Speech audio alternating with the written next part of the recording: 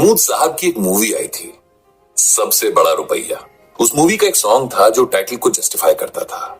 The whole thing is that कि भैया सबसे बड़ा रुपया।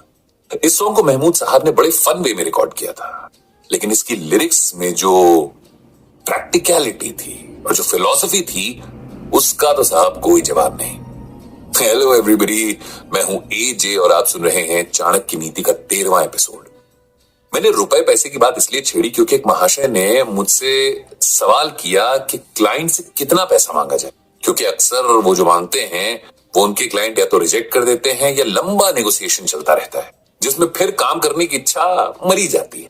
अब इसके कई जवाब हो सकते हैं, लेकिन मैंने अपने मेंटोर आचार्य विष्णुगुप्त चाणक्य के नजरिए से जब इस सिचुएशन को देखा तो मुझे एक सीधा सा जवाब मिला। धन सामने वाले की औकात के हिसाब से, उनके लिए किए गए काम की क्रिटिकलिटी के हिसाब से या फिर उनकी इच्छा के हिसाब से मांगना चाहिए। ऐसा करने से कोई नुकसान में नहीं रहेगा। ऑल्दो मैं यहां थोड़ा डिफरेंट सोचता हूं, क्योंकि जब भी आप क्लाइंट से बजट की बात करते हैं तो क्लाइंट कहता है कि साहब बजट की चिंता मत कीजिए, बस काम सही से होना चाहिए। लेकिन फिर जब आप प्रॉपर्ली कैलकुलेटेड बजट शीट बनाकर देते हैं तो आपको मिलता है ठेंगा, या हरियाणवी में कहें तो गूठा, क्योंकि क्लाइंट हमेशा कम बजट में अच्छा काम करवाना चाहता है, जो कि प्रैक्टिकल है। लेकिन आपके पहले डिस्कशन में सबसे इंपॉर्टेंट होना चाहिए था बजट पार्ट, क्योंकि मान लीजिए कि आपने बजट से पहले अच्छे से कॉन्सेप्ट प्रेजेंट किया, लेकिन जब तक बजट अप्रूव हुआ तब तक मार्केट का मूड बदला और आपका क्रू अब आपके साथ उस प्रोजेक्ट पर लेस बेनिफिट्स और लेस वर्किंग एप्टीट्यूड के साथ काम कर रहे होते हैं। चलिए फिर से चाणक्य की टीचिंग पर आते हैं। उन्होंने कहा कि सामने वाले के देने की औकात के हिसाब से मांगा जाना चाहिए पैसा। तो यह सच भी है। आपको पता है कि जो सर्विसेज आप प्रोवाइड कर रहे हैं उसका कितना मेहनताना होता है, लेकिन जब सामने वाला 2 लाख देने का मादा रखता है तो उसको 20,000 का बिल मत दीजिए। कम से कम उसकी तो इज्जत रख लीजिए, लेकिन इतना बड़ा भी बिल मत दीजिएगा कि वो ठगा सा महसूस करे। देखिए, हर किसी का अपना एक सेल्फ रिस्पेक्ट होता है। अब कम बिल देकर आप सिर्फ एक गरीब या एक कंजूस को खुश कर सकते हैं, लेकिन सही बिल देकर आप उसके ईगो की मसाज भी तो कर सकते हैं। वो कभी किसी से कहे कि भैया ये काम इतने में करवाया है और लोग उसकी वाहवाही करें, न कि ये कि भैया तुम तो ठगे गए हो। अब एक ही फैक्टर पर बिल मत बना देना, क्योंकि इसमें आपकी कुव्वत और काम की क्रिटिकलिटी भी तो मैटर करती है। मुद्दा यह है कि काम किस स्टेज में है। आपने अगर ये काम बिगड़ने से पहले उठाया होता तो शायद इसके अलग पैसे होते। अगर शुरू में ही आपको पूछा गया होता तो शायद अलग पैसे होते। लेकिन अब अगर काम बिगड़ गया है और उसमें 2-4 लोग पहले से इन्वॉल्व हैं तो उस काम के पैसे बढ़ जाते हैं। और अब अगर इसमें फैक्टर नंबर 1 को ऐड करते हैं तो बिल भी अच्छा बनेगा और देने वाला क्योंकि डेस्परेट भी है और उसकी पेइंग कैपेसिटी भी है, तो बिना ज्यादा सोच विचार किए कोट बनाइए और उसको पकड़ा दीजिए और वो एक्सेप्ट कर भी लेगा। तीसरा जो फैक्टर है, काम करवाने की इच्छा के हिसाब से देने को बोले, तो ये आजकल के युग में सर पॉसिबल नहीं है, क्योंकि अगला तो आपको 11.25 रुपए नकद भी दे सकता है और ये भी बोल सकता है कि अरे तुम तो अपने घर के बच्चे हो। अब घर के बच्चे हो तो कम से कम घर के बच्चों को तो मत लूटो भाई। और दूसरी बात, मुलाहिजे में मौत नहीं चुनी जाती, मतलब ऐसे हमारे कॉलेज में सीनियर्स कहा करते थे।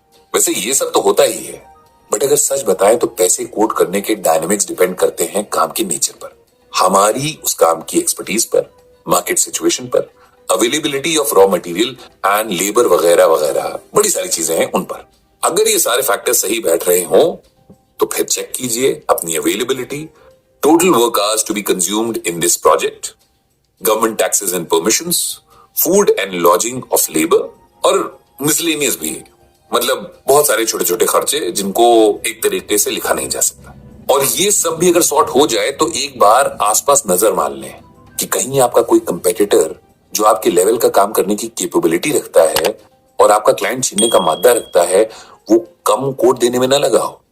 अगर आपको ऐसा जरा भी डाउट है तो सबसे पहले क्लाइंट को यह जरूर कह दें कि अगर आपसे कम में कोई काम करेगा तो उसकी टेक्नोलॉजी, एक्सपीरियंस और काम के लिए डेडिकेशन भी बिल में से कम हो जाता है, यानी आप नेगोशिएट कर रहे हैं। क्लाइंट अक्सर अपने कोट कम रखवाने की कोशिश करते हैं, लेकिन उनके रीजन से फाइट करने के लिए आपके पास लॉजिक्स होने चाहिए। इधर उधर की बात करने की बजाय अपने प्रीवियस कस्टमर सेटिस्फैक्शन की बात करें। जो भी टेक्नोलॉजी, एक्सपीरियंस, मैन पावर आप काम में ले रहे हैं वो जरूर क्लाइंट को बताएं। उसका काम कितना इंपॉर्टेंट है और उस काम के बिना और क्या क्या काम अटक सकते हैं उसे अवेयर करवाएं। मार्केट में अगर आप अपने कंपेटिटर्स को या एक्विंटेंसेस को जानते हैं जिन्होंने आपसे या आपके कंपेटिटर से वही काम करवा रखा है, तो उसकी सक्सेस और फेलियर की कहानी जरूर बताएं। सबसे जरूरी बात कोट करने तक ही नहीं रहती, आपको पेमेंट भी लेना है और वो भी पूरा।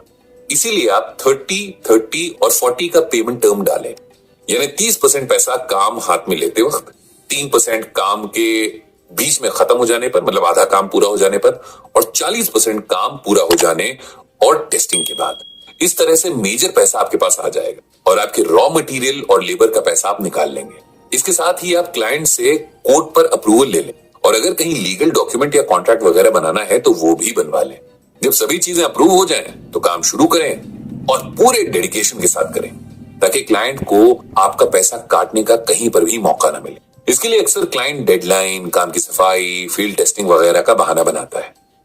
अगर आप काम की स्टेजेस डिफाइन करके हर स्टेज के साथ क्लाइंट को रिपोर्ट भेजेंगे और उस पर क्लाइंट या उनके रिप्रेजेंटेटिव्स के सिग्नेचर ले लेंगे तो उसको ये सब करके आपका पेमेंट काटने या रोकने का मौका मिलेगा ही नहीं और आपको उस पर लीगल एक्शन लेने की विंडो भी मिल जाएगी। तो अब आपके पास न केवल कोट करने का ज्ञान है बल्कि पेमेंट निकलवाने की टेक्निक भी है। तो ये एपिसोड आपको कैसा लगा ये मुझे जरूर बताएं कमेंट सेक्शन में आकर। आने वाले एपिसोड्स में भी हम चाणक्य की टीचिंग से अपने सवालों के जवाब ढूंढते रहेंगे और उनको अपनी लाइफ में इंप्लीमेंट करके फायदे लेते रहेंगे। So that's all for this episode. Stay connected. Ciao.